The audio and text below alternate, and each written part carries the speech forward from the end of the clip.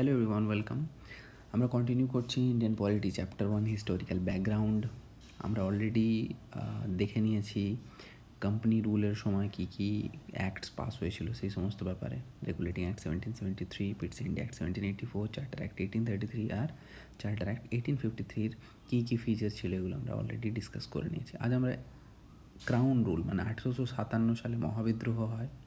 মহাবিদ্রোহের পর east India company শেষ হয়ে যায় আর ভারতের গভর্নিং পাওয়ার চলে যায় ক্রাউনের কাছে, মানে রাজা বা রানী, যেই ব্রিটিশ এম্পায়ারের যে হেড থাকে রাজা বা রানী তার হাতে, ঠিক আছে।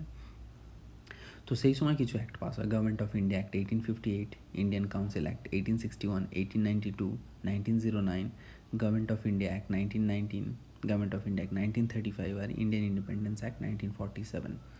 তো এই সমস্ত অ্যাক্টগুলোর কী কী ফিচার্স ছিল এগুলো আমরা ডিটেলসে দেখবার চেষ্টা করব আর একটু ইনডেপথ বুঝবার চেষ্টা করব, যাতে করে কিনা জিনিসপত্র ক্লিয়ার হয়ে যায়, মনে রাখা ইজি হয়ে যায়।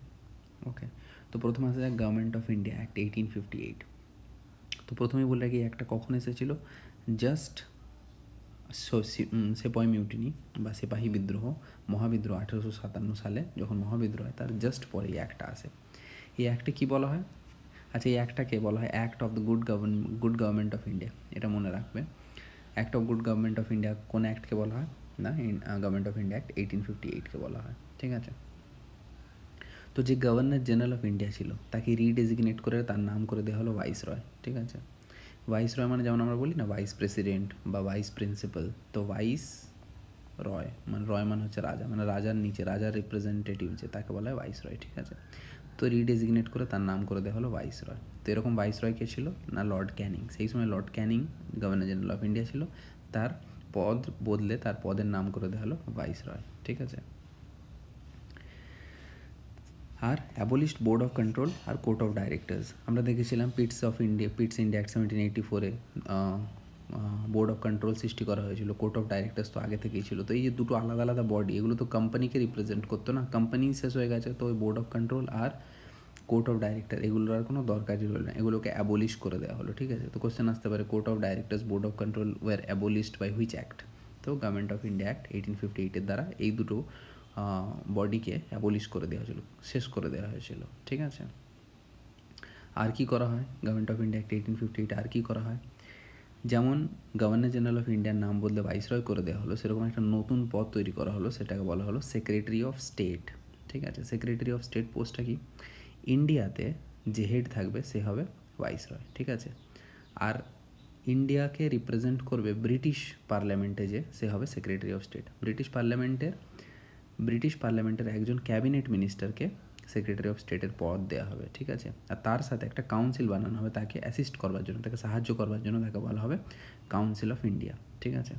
তো সেক্রেটারি অফ স্টেটের পদ সৃষ্টি করা হলো। এরপর তোমরা অনেকগুলো অ্যাক্ট করবে যেগুলোর নাম এরকম মর্লেমেন্টো রিফর্মের মানে হচ্ছে কোনো অ্যাক্টকে আমরা মর্লেমেন্টো রিফর্ম বলে জানি। তো মরলে হবে সেক্রেটারি অফ স্টেট, মিন্টো হবে ভাইসরয়। তারপর চেমসফোর্ড, তো মন্টেগু হবে সেক্রেটারি অফ স্টেট, চেমসফোর্ড হচ্ছে ভাইসরয়। তো সেই সময় ভাইসরয় যে থাকতো তার ইকুইভ্যালেন্ট কেউ একজন ব্রিটিশ পার্লামেন্টে সেক্রেটারি অফ স্টেটও থাকতো ইন্ডিয়ার জন্য, ঠিক আছে। তো সেক্রেটারি অফ স্টেটের পদ সৃষ্টি করা হলো, আর তাকে অ্যাসিস্ট করবার জন্য, তাকে সাহায্য করবার জন্য কাউন্সিল অফ ইন্ডিয়া বলে একটা নতুন একটা বডি তৈরি করা হলো ব্রিটেনে, ঠিক আছে। কিন্তু এই একটার বিষয় এটা হলো যে changed how administrative machinery is controlled in England থেকে ইন্ডিয়াকে যে কীভাবে প্রশাসন কাজকর্ম চালানো হচ্ছে সেটাকে তার কন্ট্রোলটা কিছুটা চেঞ্জ করে দেওয়া হলো। কিন্তু ইন্ডিয়াতে যেভাবে গভর্নেন্স চলছিল তার মধ্যে সেরকম কোনোই চেঞ্জ হয়নি কিন্তু 1858 অ্যাক্টের মাধ্যমে, ঠিক আছে। এই যে আমরা বললাম যে গভর্নর জেনারেল অফ ইন্ডিয়ার নাম বদলে ভাইসরয় করে দেওয়া হলো বা সেক্রেটারি অফ স্টেটের নতুন পদ সৃষ্টি করা হলো, তো হয়তো মনে হতে পারে হয়তো ইন্ডিয়াতে প্রশাসনের ভিত্তি কিছু চেঞ্জ হয়ে গেল, কিন্তু ইন্ডিয়াতে সেরকম কিন্তু কোনো চেঞ্জ আসেনি, ঠিক আছে। যা চেঞ্জ হয়েছে ব্রিটেনে হয়েছিল এই অ্যাক্টটার মাধ্যমে, ঠিক আছে। তো গভর্নমেন্ট অফ ইন্ডিয়া অ্যাক্ট 1858-এর ফিচার্স আমরা জানলাম। এরপরের অ্যাক্ট হচ্ছে ইন্ডিয়ান কাউন্সিল অ্যাক্ট 1861, ঠিক আছে। এই অ্যাক্টে কী করা হয়? এই অ্যাক্টে বলা হয় association of Indians in law making.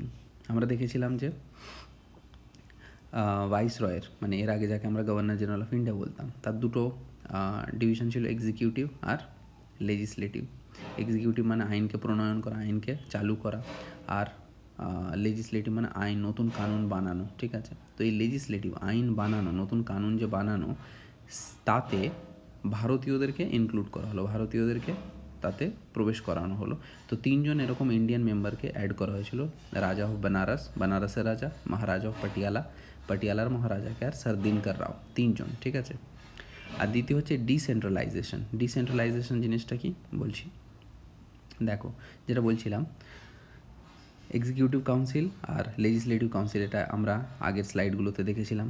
তো এই লেজিসলেটিভ কাউন্সিল যেটা ছিল, মানে যারা আইন কানুন বানাতে সাহায্য করতো ভাইসরয়কে বা গভর্নর জেনারেল অফ ইন্ডিয়াকে, এর আগে গভর্নর জেনারেল অফ ইন্ডিয়া বলতাম, তাকে এক্সপ্যান্ড করে দেওয়া হলো। এক্সপ্যান্ড করে দেওয়া হলো মানে নতুন মেম্বার ইনক্লুড করা হলো। তো সেরকম 3 জন মেম্বার হচ্ছে মহারাজা অফ পাটিয়ালা, সরদিনকর রাও আর রাজা অফ বেনারস। এরা কিন্তু নন অফিসিয়াল মেম্বার, ঠিক আছে, মানে এদেরকে ডাইরেক্ট নমিনেট করা হতো ইনক্লুড করবার জন্য এই লেজিসলেটিভ কাউন্সিলে, ঠিক আছে। আর কি করা হলো, আচ্ছা আরেকটা জিনিস বলে রাখি, সেটা হলো পোর্টফোলিও সিস্টেম। পোর্টফোলিও সিস্টেম মানে কি, আজকের দিনে আমরা যেরকম দেখি একটা মন্ত্রীর কাছে একটা পোর্টফোলিও থাকে, মানে কেউ কারো কাছে রেলওয়ে মিনিস্ট্রি থাকে, মানে যে রেলওয়ে বিষয় দেখে, কেউ কারো কাছে ফাইন্যান্স মিনিস্ট্রি থাকে, মানে কোনো মিনিস্টার শুধু ফাইন্যান্স রিলেটেড জিনিসপত্র দেখে, তাই তো। তো এটাকে বলা হয় পোর্টফোলিও সিস্টেম, মানে একজন ডিফেন্স দেখবে, একজন ফাইন্যান্স দেখবে, এরকম এই পোর্টফোলিও সিস্টেম চালু হয়, ঠিক আছে। আর ডিসেন্ট্রালাইজেশন ব্যাপারটা কি, আমরা দেখেছিলাম আগের অ্যাক্টগুলোতে কী করা হয়েছিল না, লেজিসলেটিভ পাওয়ার ছিনিয়ে নেওয়া হয়েছিল, মানে আইন বানানোর যে পাওয়ার, যে ক্ষমতা, সেটা ছিনিয়ে নেওয়া হয়েছিল, তাই তো। কিন্তু এই অ্যাক্টটার মাধ্যমে 1861-এর অ্যাক্টের মাধ্যমে সেগুলোকে আবার রিস্টোর করে দেওয়া হলো, মানে আবার পুনরায় ফিরিয়ে দেওয়া হলো, ঠিক আছে। যে Madras, Bombay, Bengal, north western Province, এদেরকে আবার আইন বানানোর যে পাওয়ার সেগুলোকে ফিরিয়ে দেওয়া হলো। মানে প্রধান যেটা ইউনিট ছিল সেটা তো ছিল বাংলাতে, ঠিক আছে। আর বাকি এই মাদ্রাসে, বম্বেতে বাংলার একটা নিজস্ব প্রভিন্সিয়াল লেজিসলেচার, মানে যেখানে আইন বানানো হবে, মানে যেটাকে আজকের দিনে আমরা বিধানসভা বলে থাকি, ঠিক আছে। পাঞ্জাবের, নর্থ ওয়েস্টার্ন প্রভিন্সের সবার আলাদা আলাদা করে এক একটা করে প্রভিন্সিয়াল লেজিসলেচার বানানো হলো, মানে লেজিসলেটিভ কাউন্সিল বানানো হলো, যেখানে এরা নিজেদের মতো করে, নিজের প্রভিন্সের মতো করে নিজেদের মতো আইন বানাতে পারে, ঠিক আছে। তো ডিসেন্ট্রালাইজেশন এটাকে বলা হচ্ছে, মানে আগে যেমন কেন্দ্রীকরণ হয়ে গেছিলো, এখন কী হলো, বিকেন্দ্রীকরণ করা হয়ে গেলো, মানে যে যার নিজের আইন নিজে বানানো ক্ষমতা তাদেরকে ফিরিয়ে দেওয়া হলো, ঠিক আছে। তো এরকম বাংলার লেজিসলেটিভ কাউন্সিল কবে কবে প্রতিষ্ঠিত হয়েছিল, বাংলা হয়েছিল 1862 সালে, নর্থ ওয়েস্টার্ন প্রভিন্সে 1886 সালে, পাঞ্জাবে 1897 সালে। আর পোর্টফোলিও সিস্টেম যেটা বললাম, পোর্টফোলিও সিস্টেম কে চালু করেছিল, ভাইসরয় লর্ড ক্যানিং চালু করেছিল 1859 চালু করে দিয়েছিল, কিন্তু এই অ্যাক্টের মাধ্যমে আইন করে এই পোর্টফোলিও সিস্টেমটাকে লাগু করে দেওয়া হলো, ঠিক আছে। আচ্ছা আরেকটা জিনিস, এই অ্যাক্টের মাধ্যমে বলা হয় যে ভাইসরয় ক্যান ইস্যু অর্ডিন্যান্সেস। আইন দু ধরনের হতে পারে, একটা তো লেজিসলেটিভ কাউন্সিল যেটা পার্লামেন্টে পাস করে যে আইন বানায় সেটাকে আমরা অ্যাক্ট বলি, আর এমন কিছু আইন কানুন হয় যেগুলো কি অর্ডিন্যান্স বলা হয়, যেগুলো কি না অল্প সময়ের জন্য, ক্ষণস্থায়ী, 6 মাসের জন্য, ঠিক আছে। তো এরকম 6 মাসের জন্য কোনো আইন ভাইসরয় চালু করে দিতে পারে উইদাউট দ্য লেজিসলেচার, মানে লেজিসলেটিভ কাউন্সিলে যাওয়ার আগেই নিজে থেকেই কোনো আইন বানিয়ে দিতে পারে ভাইসরয়, সেটা 6 মাসের জন্য লাগু হবে, ঠিক আছে। তো অর্ডিন্যান্স কোন অ্যাক্টের মাধ্যমে ভাইসরয় চালু করতে পারতো, ইন্ডিয়ান কাউন্সিল অ্যাক্ট 1861-এর মাধ্যমে। তো এরকম ছোটো ছোটো কিছু কোয়েশ্চেন্স এসে যায়, ঠিক আছে। এবার আমরা পড়বো Indian council act 1892। Indian council act 1892-তে কী করা হলো, এই যে লেজিসলেটিভ কাউন্সিল আমরা ডিসকাস করছিলাম, লেজিসলেটিভ কাউন্সিলে নন অফিসিয়াল মেম্বার আরও বাড়িয়ে দেওয়া হলো, ঠিক আছে। আর increase the non official members in central and provincial legislative council, ঠিক আছে, কিন্তু মেনটেন অফিসিয়াল মেজরিটি, মানে অফিসিয়াল যারা থাকবে, যাকে ভাইসরয় নিজে আর কি, মানে ব্রিটিশের যে ব্রিটিশ গভর্নমেন্টের যে রিপ্রেজেন্টেটিভ থাকবে তাদের সংখ্যা সবসময় বেশি থাকবে, ঠিক আছে, তাদের অফিসিয়াল মেম্বার্স বলা হতো। আর নন অফিসিয়াল, যেমন এই যে আমরা পড়লাম না, মহারাজা অফ পাটিয়ালা, রাজা অফ বেনারস, তো তাদের সংখ্যা সবসময় কম থাকবে, তাদের সংখ্যা বাড়ানো হলেও তাদের সংখ্যা সবসময় কম থাকবে। আর কি বলা হয়, empowered legislative council to discuss budget and questions, মানে আগে কী করা হতো, নন অফিসিয়াল মেম্বাররা জাস্ট উপস্থিত থাকতো, ঠিক আছে, তাদের সেরকম কোনো কিছু অ্যাক্টিভিটি ছিল না। এখন কিন্তু বাজেট সংক্রান্ত বা অন্যান্য বিষয়ে নন অফিসিয়াল মেম্বাররা কোয়েশ্চেন করতে পারতো লেজিসলেচারদেরকে বা এক্সিকিউটিভসদেরকে, মানে যারা এক্সিকিউটিভ কাউন্সিলে যারা মন্ত্রী, মানে আজকের ডেটে যারা মন্ত্রী আছে তাদের ইকুইভ্যালেন্ট যারা, তাদেরকে কোয়েশ্চেন করতে পারতো, ঠিক আছে। Nomination of some non official members by council to council বা provinces and Bengal chamber of commerce. এই যে নন অফিসিয়াল মেম্বার তাদেরকে কে নমিনেট করবে না প্রভিন্স থেকে, যেমন আমরা আগে দেখেছিলাম না আগ্রা, বম্বে, এই যে মেড্রাস, বম্বে, বেঙ্গল, এরা রেকমেন্ড করে আর কি নন অফিসিয়াল মেম্বারদেরকে নিযুক্ত করতে পারতো। আর কে নিযুক্ত করতে পারতো? Bengal chamber of commerce. Bengal chamber of commerce হচ্ছে একটা কমার্স মানে যারা ট্রেড করতো, যারা বিজনেস করতো তাদের একটা বডি, ঠিক আছে। তো তারাও রেকমেন্ড করতে পারতো যে কোনো একজন ব্যক্তিকে তারা নমিনেট করতে পারতো যে লেজিসলেটিভ কাউন্সিলে যেন তার রিপ্রেজেন্টেশন হয়, ঠিক আছে। ইন্ডিয়ান কাউন্সিল অ্যাক্ট 1909, 1909 সালের ইন্ডিয়ান কাউন্সিল অ্যাক্ট, এটা খুব ইম্পর্টেন্ট। এটাকে বলা হয় মল্লে মিন্টো রিফর্ম, ঠিক আছে। মল্লে মিন্টো রিফর্ম এই জন্য, যেমন বললাম মল্লে ছিল তখনকার 1909 সালে, সেই মুহূর্তে মল্লে সেক্রেটারি অফ স্টেট ছিল, মিন্টো ছিল ভাইসরয়, ঠিক আছে। তো সেই জন্য এই অ্যাক্টটাকে বলা হয় মল্লে মিন্টো রিফর্ম। লেজিসলেটিভ কাউন্সিলে সংখ্যা অনেক বাড়িয়ে দেওয়া হলো মেম্বারদের, 16 থেকে 60 করে দেওয়া হলো, ঠিক আছে, সেন্ট্রাল লেজিসলেটিভে, ঠিক আছে। আর বাকি প্রভিন্সের যে লেজিসলেচার ছিল, প্রত্যেকটা প্রভিন্সের যে ছোটো ছোটো নিজের আইন বানানো যে লেজিসলেটিভ কাউন্সিল ছিল, তাতেও সংখ্যা বাড়ানো হয়েছিল, কিন্তু কার সংখ্যা কত বাড়ানো হয়েছিল ওটা জানার অত ইম্পর্টেন্ট না। Same maintain official majority in central legislative assembly but allowed non official majority in Province. আগের একটা আমরা কী দেখেছিলাম যে নন অফিসিয়াল মেম্বারদের সংখ্যা সবসময় কম থাকবে, অফিসিয়াল মেম্বারদের সংখ্যা সবসময় বেশি থাকবে, ঠিক আছে। তো এই বিষয়টা মেনটেন করা হয় শুধুমাত্র সেন্ট্রাল লেজিসলেটিভ অ্যাসেম্বলিতে, ঠিক আছে। আর যে প্রভিন্সদের যে নিজস্ব যে আইন বানানোর যে লেজিসলেটিভ কাউন্সিল ছিল, তাতে বলা হলো যে তোমরা নন অফিসিয়ালদের সংখ্যাও যদি বাড়িয়ে দিতে পারো তাহলেও তাতে কিছু যায় আসে না, ঠিক আছে। আর লেজিসলেটিভ কাউন্সিলে কী করা হলো? সাবস্টিটিউট কোয়েশ্চেন, মুভ রেজলিউশন, মানে আগে তো জাস্ট কোয়েশ্চেন্স করতে পারতো, ঠিক আছে, বাজেট সংক্রান্ত, কিন্তু এখন কী করা হলো? রেজলিউশন পাস করতে পারতো, সাপ্লিমেন্টারি কোয়েশ্চেনও জিজ্ঞেস করতে পারতো। সাপ্লিমেন্টারি কোয়েশ্চেন মানে তুমি একটা কোয়েশ্চেন কাউকে জিজ্ঞেস করলে, সে অ্যান্সার দিল, সে অ্যান্সারটা তোমার কাছে ক্লিয়ার না, তখন তুমি আরও যদি কোয়েশ্চেন জিজ্ঞেস করো সেটাকে বলে সাবস্ট্যান্সিয়াল কোয়েশ্চেন, সাবস্টিটিউট কোয়েশ্চেন। তো এই সাবস্টিটিউট কোয়েশ্চেনও তারা করতে পারতো। এই পাওয়ারটাও তাদের দেওয়া হলো ইন্ডিয়ান কাউন্সিল অ্যাক্ট অফ 1909 মাধ্যমে, ঠিক আছে। এতক্ষণ আমরা যে কথাগুলো বললাম এগুলো কি? লেজিসলেটিভ কাউন্সিল মানে আগেই বলেছি ভাইসরয়ের দুটো পাওয়ার, একটা লেজিসলেটিভ আর একটা হচ্ছে এক্সিকিউটিভ। এক্সিকিউটিভ মানে আইন যেটা অলরেডি লাগু আছে, মানে আছে সেটাকে লাগু করা, ঠিক আছে। তো এই এক্সিকিউটিভ কাউন্সিলের ব্যাপারে কি বলা হয় না, প্রথমবার ভাইসরয়ের এক্সিকিউটিভ কাউন্সিলে কোনো ইন্ডিয়ান মেম্বারকে অ্যাড করা হলো, ঠিক আছে। আর সত্যেন্দ্র প্রসাদ সিনহা, এসপি সিনহা হচ্ছে প্রথম ব্যক্তি, প্রথম ইন্ডিয়ান যে ভাইসরয়ের এক্সিকিউটিভ কাউন্সিলে জায়গা পেয়েছিলেন, ঠিক আছে। এটা খুবই ইম্পর্ট্যান্ট একটা পয়েন্ট যে Indian council act of 1909 separate electorate for Muslim, ঠিক আছে। সেপারেট ইলেক্টোরেট মানে কি?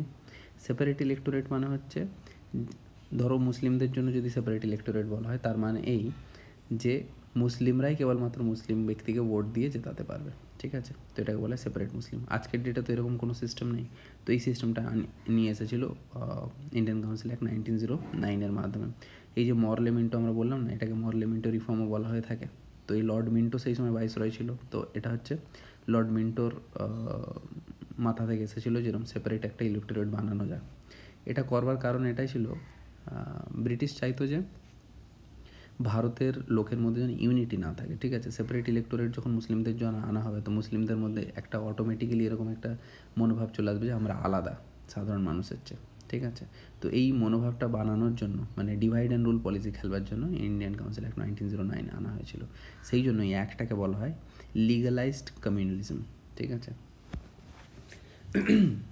আর এই লর্ড মিন্টোকে কী বলা হয়? ফাদার অফ কমিউনাল ইলেক্টোরেট, ঠিক আছে। কমিউনাল ইলেক্টোরেটের জনক বলা হয় ভারতে। এছাড়া separate representation of corporation, zamindar, chamber of commerce, জমিদারদের chamber of commerce. Chamber of commerce মানে বিজনেস যারা করতো, ব্যবসায়ীদের একটা সংগঠন, ঠিক আছে। কর্পোরেশন, এগুলোর আলাদা আলাদা সেপারেট রিপ্রেজেন্টেশন লেজিসলেটিভ কাউন্সিলে দেওয়া হয়, ঠিক আছে। তো এগুলো হলো ইন্ডিয়ান কাউন্সিল অ্যাক্ট 1909 বিভিন্ন ফিচার্স। এবার আমরা চলে যাই গভর্নমেন্ট অফ ইন্ডিয়া অ্যাক্ট 1919, 1919 সালের government of India act. August 20, 1917, মানে এই অ্যাক্ট আসার 2 বছর আগেই British government clear its objective to gradual introduction of responsible government. Responsible government কাকে বলা হয়? রেসপন্সিবল গভর্নমেন্ট মানে জবাবদিহি, যে গভর্নমেন্ট জবাবদেহ, মানে যাকে কোশ্চেন করতে পারে সাধারণ জনতা, তাকে বলে রেসপন্সিবল গভর্নমেন্ট। তো অগস্ট 20, 1917 ব্রিটিশ গভর্নমেন্ট বলেছিল যে আমরা ধীরে ধীরে ইন্ডিয়াতে রেসপন্সিবল গভর্নমেন্ট নিয়ে চলে আসবো, আর বেশি বেশি ভারতীয়দেরকে গভর্নেন্সে ইনক্লুড করার চেষ্টা করব, ঠিক আছে। সেই জন্য এই অ্যাক্টটাকে 1919 অ্যাক্টটাকে বলা হয় Montagu Chelmsford reform. Montagu Chelmsford কেন? এই মন্টেগু সেই সময়কার সেক্রেটারি অফ স্টেট, আর লর্ড চেমসফোর্ড সেই সময়কার ভাইসরয়, ঠিক আছে, সেই জন্য এটাকে মন্টেগু চেমসফোর্ড রিফর্ম বলা হয়ে থাকে। Demarcated central and provincial subjects. Central আর প্রভিন্সিয়াল সাবজেক্টগুলোকে আলাদা করে দেওয়া হয়। মানে কি? মানে দেখো, কিছু বিষয় যেগুলো শুধু সেন্টারের হাতে থাকবে, যেমন ধরো ডিফেন্স, ঠিক আছে, বা ওভারঅল ফাইন্যান্স, ঠিক আছে, এগুলো হচ্ছে সেন্টারের হাতে থাকবে। আর প্রভিন্সিয়াল সাবজেক্ট মানে কিছু বিষয় যেগুলো যেমন হেলথ, যেমন এডুকেশন, ঠিক আছে, এগুলো হচ্ছে প্রভিন্সের হাতে থাকবে। মানে যে যার এলাকার এডুকেশন সংক্রান্ত নিজের আইন প্রভিন্সিয়াল সাবজেক্টের মধ্যে থাকবে, প্রভিন্স নিজের আইন ওই বিষয়ে বানাতে পারে, ঠিক আছে। তো এই বিষয়গুলোকে আলাদা করে দেওয়া হলো প্রথমবারের জন্য গভর্নমেন্ট অফ ইন্ডিয়া অ্যাক্ট 1919 মাধ্যমে। আরেকটা নতুন সিস্টেম আনা হলো, সেটাকে বলো ডায়ার্কি। ডায়ার্কি সিস্টেমটা কি? এই যে প্রভিন্সিয়াল সাবজেক্ট যেগুলো রয়েছে, মানে ধরো হেলথ, যেমন পাবলিক অর্ডার মানে ধরো পুলিশ এই সমস্ত ব্যাপারগুলো প্রভিন্সের হাতে দেওয়া হলো, ঠিক আছে। সেগুলোকে আবার দুটো ভাগে ভাগ করে দেওয়া হলো। একটাকে বলা হলো ট্রান্সফার্ড সাবজেক্ট, আর একটা বলা হলো রিভার্স সাবজেক্ট, রিজার্ভড সাবজেক্ট, ঠিক আছে। ট্রান্সফার্ড সাবজেক্টস হচ্ছে সেই সমস্ত জিনিস, সেই সমস্ত সাবজেক্ট, সেই সমস্ত বিষয় যেগুলোতে গভর্নর আর তার লেজিসলেটিভ কাউন্সিল মিলে আইন বানাবে, ঠিক আছে। আর রিজার্ভড সাবজেক্ট মানে যেগুলোতে শুধুমাত্র গভর্নর আর তার এক্সিকিউটিভ কাউন্সিলের মানে হচ্ছে গভর্নরের নিজস্ব মিনিস্টার আর কি, যাকে গভর্নর মিনিস্টার নির্বাচন করবে তাদের। তার মানে বলা যেতে পারে শুধুমাত্র গভর্নরেরই হাতে কী করা হলো, পুরো আইনটা দিয়ে দেওয়া হলো, ঠিক আছে। তো কিছু বিষয় বলা হলো শুধুমাত্র গভর্নরের হাতেই থাকবে পাওয়ার, আর কিছু বিষয় বলা হলো গভর্নর তার লেজিসলেটিভ কাউন্সিলের সাথে মিলে আইন বানাবে। তো প্রভিন্সিয়াল সাবজেক্টগুলোকে দুটো ভাগ করে দিল। এই সিস্টেমটাকে বলা হয় ডায়ার্কি, ঠিক আছে। তো ডায়ার্কি সিস্টেম কখন আনা হয়েছিল? গভর্নমেন্ট অফ ইন্ডিয়া 1919 মাধ্যমে, ঠিক আছে। আচ্ছা, ওই যেটা আমি বললাম সেটাই আর কি করার চেষ্টা করেছে ভাইসরয়ের। আগে বলা হয়েছে দুটো ব্যাপার ছিল, একটা হচ্ছে লেজিসলেটিভ আর একটা হচ্ছে এক্সিকিউটিভ। এবার এই যে লেজিসলেটিভ সাবজেক্ট সেগুলোকে আবার দুটো ভাগে, সেন্টারের নিজস্ব সাবজেক্ট থাকবে, যেমন ডিফেন্স, যেমন ওভারঅল ফাইন্যান্স, আর প্রভিন্সিয়াল সাবজেক্টের হাতে থাকবে পাবলিক অর্ডার, হেলথ, এই সমস্ত ব্যাপারগুলো। তো এবার যেমন প্রত্যেকটা প্রভিন্স, বেঙ্গল যেমন ধরো একটা প্রভিন্স, ঠিক আছে, তারও আবার এক্সিকিউটিভ কাউন্সিল, লেজিসলেটিভ কাউন্সিল থাকবে। তো লেজিসলেটিভ কাউন্সিলের হাতে থাকবে ট্রান্সফার্ড সাবজেক্টস, যেগুলো গভর্নর তার লেজিসলেটিভ কাউন্সিলের সাথে মিলে আইন বানাবে। আর গভর্নর তার এক্সিকিউটিভ কাউন্সিলের সাথে, মানে এক্সিকিউটিভ কাউন্সিল মানে তো গভর্নরের নিজস্বই লোক, তাই না? সুতরাং এটার কোনো মানে হয় না। তো এক্সিকিউটিভ কাউন্সিলের মিলে রিজার্ভ সাবজেক্টের উপর আইন কানুন বানাবে, ঠিক আছে। তো এবার কী করা হয়েছিল বলো তো? ইম্পর্টেন্ট যত বিষয় সেগুলোকে রিজার্ভ সাবজেক্টে রেখে দেওয়া হয়েছিল, ঠিক আছে। তার মানে বলা যেতে পারে ওভারঅল ট্রান্সফার সাবজেক্টে সেরকম কিছু যত ছোট বিষয় যেগুলো নদী নালা রাস্তাঘাট, এই সমস্ত বিষয়গুলোকে ট্রান্সফার সাবজেক্টে রেখে দেওয়া হয়েছিল, যার কোনো মানে হয় না। সেই জন্যই একটা অ্যাকচুয়ালি কি মানে গুড গভর্নেন্স অফ ইন্ডিয়ার জন্য আনা হয়েছিল, কিন্তু অ্যাকচুয়ালি উল্টো কাজ করে দিয়েছিল, ঠিক আছে, গভর্নমেন্ট অফ ইন্ডিয়া 1919। আর কি করা হলো? বাই ক্যামেরালিজম চালু করা হলো, আর ডাইরেক্ট ইলেকশন চালু করা হলো, ঠিক আছে। এর আগে কী করা হতো? লেজিসলেটিভ কাউন্সিলে নমিনেশন বেসড সিস্টেম ছিল। নমিনেশন বেসড সিস্টেম মানে ওই যে লেজিসলেটিভ কাউন্সিলে লোকজনকে নমিনেট করতো, মানে প্রভিন্স থেকে কেউ একজন বলতো যে হ্যাঁ আমার এই লোকটা লেজিসলেটিভ কাউন্সিলে থাকবে, ঠিক আছে। এবার নমিনেশন সিস্টেম ছিল, ভোটিং সিস্টেম ছিল না। তো প্রথমবার direct voting system, direct election system করা হলো, আর বাই ক্যামেরালিজম আনা হলো। বাই ক্যামেরালিজম মানে যেমন আজকের দিনে পার্লামেন্টে দুটো হাউস, তাই না, রাজ্যসভা আর লোকসভা, দুটো হাউস। তো এই যে দুটো হাউসের সিস্টেম, এটাকে বলা হয় বাই ক্যামেরালিজম, ঠিক আছে। তো বাই ক্যামেরালিজম সিস্টেমটা আনা হলো। Two houses, both house majority of members directly elected. দুটো হাউসের মধ্যে বেশিরভাগ সংখ্যা, মানে ধরো 100 জন লোক যদি থাকে, তার মধ্যে ম্যাক্সিমাম জন 60 জন বা 70 জন ডাইরেক্ট ইলেকশন করে আসা হবে, বাকি 30-40 জনকে নমিনেট করা হবে, ঠিক আছে। দুটো হাউস হিসাবে। আপার হাউসকে বলা হতো, যেমন আজকের দিনে আপার হাউসটাকে আমরা বলি রাজ্যসভা, আর লোয়ার হাউসটাকে বলি লোকসভা। সেরকম আপার হাউসটাকে বলা হতো কাউন্সিল অফ স্টেট, আর লোয়ার হাউসটাকে বলা হতো লেজিসলেটিভ অ্যাসেম্বলি, ঠিক আছে। 3 out of 6 members other than commander in chief in viceroy's executive council to be Indian. ভাইসরয়ের দুটো কাউন্সিল, এক্সিকিউটিভ আর লেজিসলেটিভ বলেছিলাম, আইন বানানো আর আইনকে প্রণয়ন করা। তার মধ্যে পোর্টফোলিও সিস্টেম ছিল বললাম, ডিফেন্স একজন দেখবে, ফাইন্যান্স একজন দেখবে, একজন কমান্ডার ইন চিফ থাকবে, মানে যত সৈন্য তার মেন যে লোক থাকবে, ঠিক আছে, মানে সেনাপতি বলা যেতে পারে সেই সময়কার, ঠিক আছে। তো কমান্ডার ইন চিফ বাদ দিয়ে, ঠিক আছে, বাকি 6 জনের মধ্যে 3 জন ইন্ডিয়ান হবে। এই আইনটা বানানো হলো। এটা ওই গভর্নমেন্ট অফ ইন্ডিয়া 1919 এই জন্য আনা হয়েছিল, কারণ বেশি ভারতীয়দেরকে ইনক্লুড করা হবে শাসনের মধ্যে, এই কথাটা যে বলা হয়েছিল সেটাকে প্রণয়ন করবার জন্য। Separate electorate for Sikh, Indian Christian, Anglo Indian and European. ইউরোপিয়ানদের জন্য, অ্যাংলো ইন্ডিয়ানদের জন্য, ক্রিশ্চানদের জন্য, সব শিখদের জন্য, সবার জন্য আলাদা করে সেপারেট ইলেক্টোরেটের কথা বলা হলো। সেপারেট ইলেক্টোরেট মানে হচ্ছে শিখ ব্যক্তিরাই শিখ ব্যক্তিকে নির্বাচন করবে, ঠিক আছে, খ্রিশ্চানরাই খ্রিশ্চানকে নির্বাচন করবে। তো এই জিনিসটাকে বলা হয় সেপারেট ইলেক্টোরেট। তো এই সেপারেট ইলেক্টোরেট তুমি যত আনবে তত লোকের মধ্যে কী হবে, ভেদাভেদ সৃষ্টি হবে, ঠিক আছে।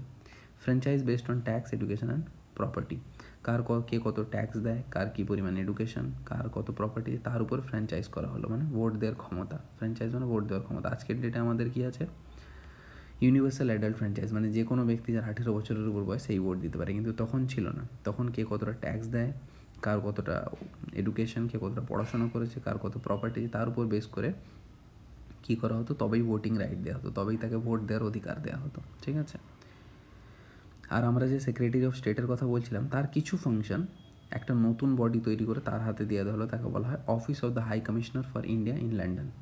মানে একটা নতুন পোস্ট তৈরি করা হলো, তাকে সেখানে একজন ব্যক্তিকে বসানো হলো, তাকে বলা হতো commissioner of high commissioner for India in London. তার হাতে কিছু পরিমাণ পাওয়ার, সেক্রেটারি অফ স্টেটের কিছু কাজ তার হাতে দিয়ে দেওয়া হলো, ঠিক আছে।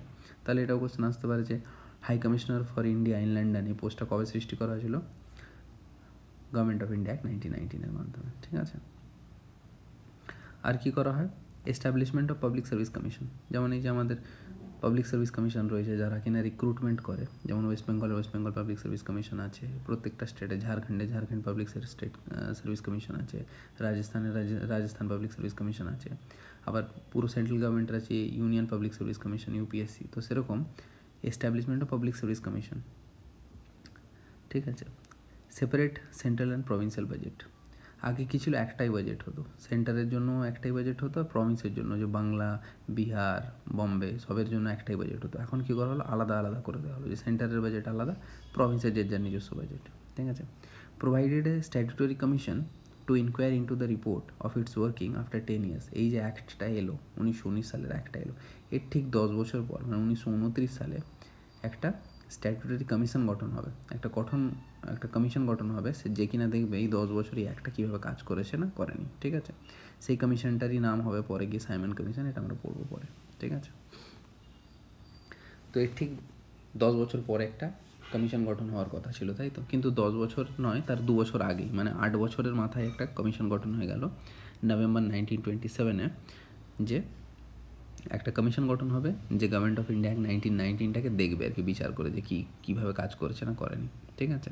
তো সেই কমিশনের যে হেড ছিল তার নাম ছিল জন সাইমন, সেই জন্য এই কমিশনটাকে আমরা সাইমন কমিশন বলে ডাকি, ঠিক আছে। কিন্তু প্রবলেম ছিল, এই যে কমিশনটা গঠন হলো, এই কমিশনের প্রত্যেকেই যতগুলো মেম্বার ছিল সবাই ব্রিটিশই ছিল, ঠিক আছে, কোনো ভারতীয় মেম্বার ছিল না। ভারতের শাসন ব্যবস্থা কেমন চলছে সেটা দেখবার জন্য কোনো ভারতীয়ই নেই, ঠিক আছে, শুধুই যতজন মেম্বার ছিল সবাই ব্রিটিশ ছিল। তো এই ব্যাপারটা ভারতীয়দের একদম পছন্দ আসেনি, সেই জন্য সবাই কী করেছিল, এই কমিশনটাকে বয়কট করেছিল। কিন্তু বয়কট হওয়া সত্ত্বেও এই কমিশন 2 বছর পর, মানে 1930 সালে নিজের রিপোর্ট সাবমিট করে, ঠিক আছে। সাবমিট করে কি বলে, যে অ্যাবলিশন অফ ডায়ার্কি, এই যে ডায়ার্কি সিস্টেম ছিল, ট্রান্সফার্ড সাবজেক্ট, রিজার্ভড সাবজেক্টস, বললো যে সিস্টেমটা চলছে না, এটাকে করে দাও, অ্যাবলিশ করে দাও, শেষ করে দাও। Extension of responsible government in the প্রভিন্সের রেসপন্সিবল গভর্নমেন্ট যেমন চলছে সেটাকে কন্টিনিউ করো। Establishment of a federation of British princely states. British, দেখো সেই সময় 2 রকমের ব্যাপার ছিল, এই যে আমরা বলি না Bombay Presidency, Bengal Presidency, Madras Presidency, এগুলো ছিল এক একটা প্রভিন্স ব্রিটিশদের, ঠিক আছে। আর কিছু কিছু জায়গা ব্রিটিশরা সন্ধি করে নিয়েছিল লোকাল রাজাদের সাথে, ঠিক আছে, যেমন হায়দ্রাবাদের নিজাম, ঠিক আছে। তো এই হায়দ্রাবাদের যে নিজাম, এদেরকে বলা হতো প্রিন্সলি স্টেট, ঠিক আছে। মানে এখানে কোনো একজন প্রিন্স, কোনো একজন রাজা রাজত্ব করতো, কিন্তু তার উপর ব্রিটিশের প্যারামাউন্সি ছিল, মানে ব্রিটিশের অধীনে থেকে ওরা করতো, তো সেগুলোকে বলা হতো প্রিন্সলি স্টেটস। তো বলা হলো যে প্রিন্সলি স্টেট আর ব্রিটিশদের যতগুলো প্রভিন্স আছে সব কটা মিলে একটা ফেডারেশন সৃষ্টি করা যায়, ঠিক আছে, এই কথাটা বলা হলো। আর এই যে কমিউনাল ইলেক্টোরেট যেটা চালু করেছিল 1919-এর অ্যাক্টের মাধ্যমে, বললো যে এটাকেও কন্টিনিউ করো, এটা ঠিক আছে, কারণ এটাতে তো কমিউনাল ইলেক্টোরেট যত করবে ভেদাভেদ তত বেশি সৃষ্টি হবে ভারতীয়দের মধ্যে, এটাই তো ব্রিটিশরা চাইতো, সেজন্য বললো এটাকে কন্টিনিউ করো, কোনো অসুবিধা নেই, ঠিক আছে। তারপর কি হলো, রাউন্ড টেবিল কনফারেন্স করা হলো। রাউন্ড টেবিল কনফারেন্স, লন্ডনে একটা রাউন্ড টেবিল কনফারেন্স ডাকা হলো। একদিকে ছিল ব্রিটিশদের রিপ্রেজেন্টেটিভ, অন্যদিকে ছিল ভারতীয় নেতারা, আর প্রিন্সলি স্টেট যে বললাম তার যে রাজারা ছিল তারা, সবাই মিলে 3টে রাউন্ড টেবিল কনফারেন্স হয়েছিল, ঠিক আছে। এই রাউন্ড টেবিল কনফারেন্সের পর একটা রাউন্ড টেবিল কনফারেন্সের মাধ্যমে যেই সমস্ত ঘটনা ঘটলো তাকে একটা হোয়াইট পেপার রিলিজ করা হলো, ঠিক আছে।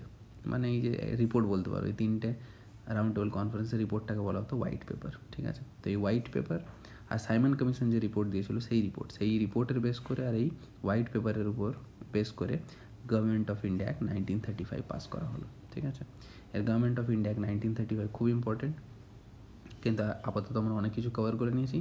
বাকি গভর্নমেন্ট অফ ইন্ডিয়া অ্যাক্ট 1935 আর লাস্ট আমাদের যে ইন্ডিয়ান ইন্ডিপেন্ডেন্স অ্যাক্ট 1947, এটা আমরা পরের লেকচারে ডিসকাস করবো। Thank you very much for watching this video. বাকিটুকু আমরা লাস্ট পার্টে কভার করবো। Thank you.